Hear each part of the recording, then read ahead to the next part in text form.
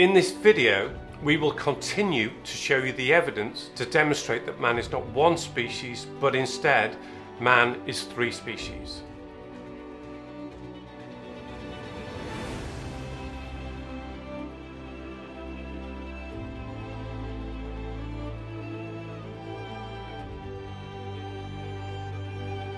This view is very unique, and it is currently not held or identified by any other source currently alive today or having ever existed.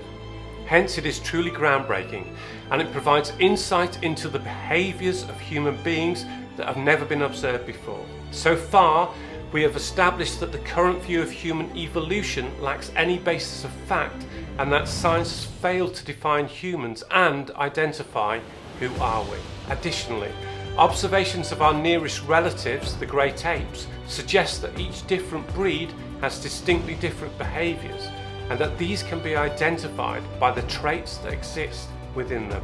Notably, each different type of ape has different types of traits. The question now is, can we learn anything from these observations of the apes that will define who are we? You may ask why this is important for humankind. And the answer to this is that the implications are huge. If the viewpoint that man is three species is correct, then all three species are distinctly different in their diet, their medicinal needs, their education and learning, their reasoning, their behaviour, their sexual preferences, their crimes, and so on. Hence, this is redefining for man. A one-fit-for-all approach to humans in all aspects of our social sphere is inadequate and verging on derisory. I am Mr. Cup. My name is Gregory Hayward. This is a very important name. Right now, we must continue to reset the human compass.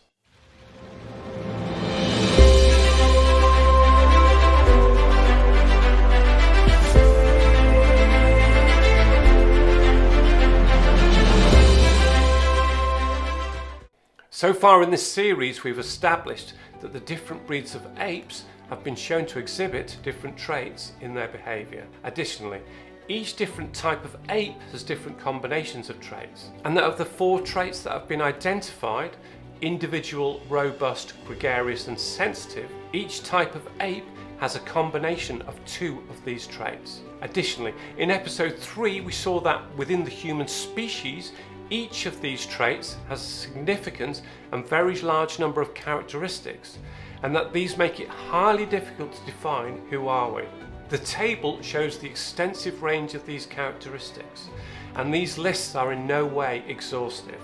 However, whilst characteristics of human behaviour may be extensive, the patterns of behaviour that humankind exhibits are less so.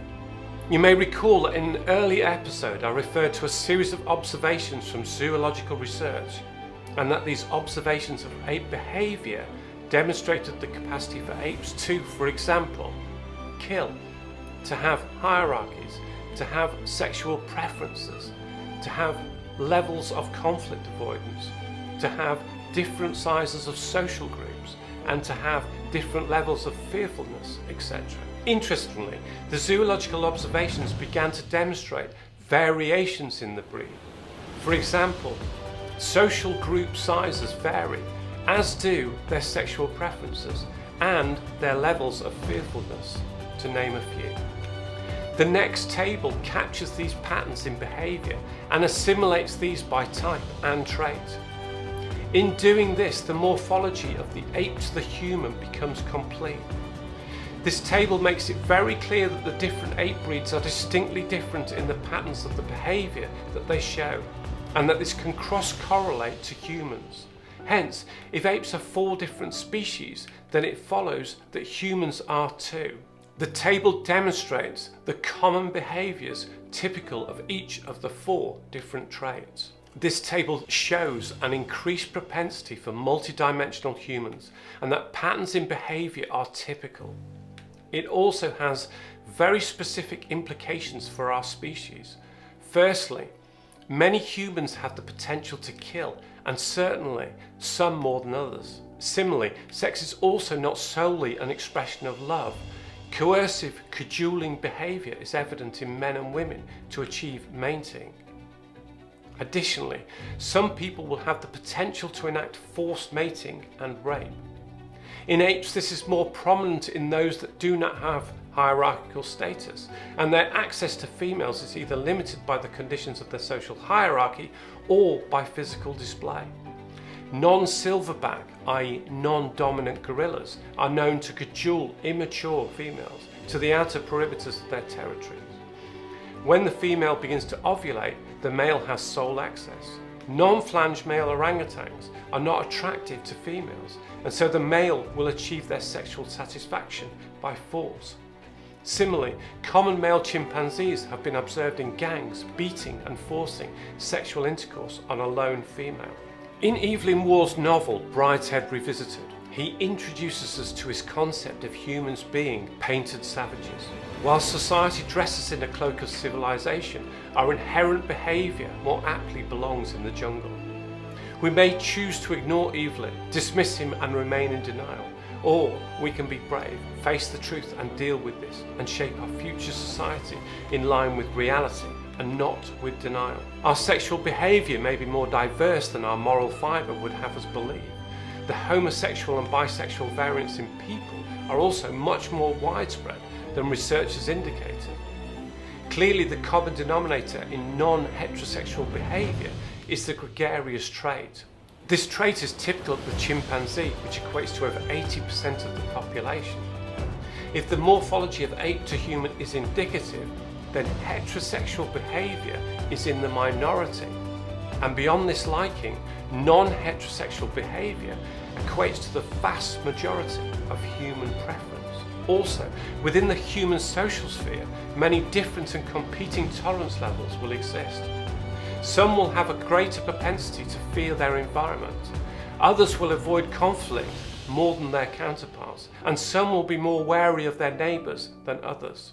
Similarly, community size will be comfortable for some and a source of irritation for others, whilst our tolerance for hierarchies will vary considerably.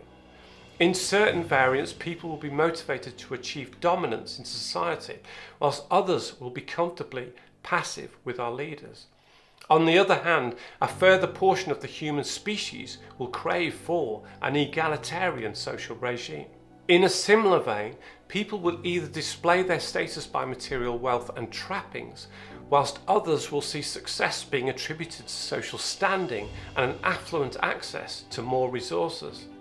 Therefore, it is very notable that our perceived single human species that we know as Homo sapiens has a large range of behaviours. However, it is much more likely that different types of these behaviours are demonstrated by some people, whilst others show different and alternative behaviours. This latter argument would certainly maintain that current humans have four very common but very different classifications. Hence, humans are not one species, but they exist across multi-dimensions, indicative of a range of types. Therefore, as with apes, humans are also a range of different species. However, whilst this argument is converging towards the conclusion that man is three species as opposed to a single type, the real test of validity is the ability for this to be proven. In other words, can the principle that man is three species pass the test of fact and hence be proven by empirical scientific study? If it can, then we can finally define who are we. In episode 5, we put this challenge to the test. I am Mr. Cup. The only language I speak is the truth. There is much to say. Keep watching Mr. Cup.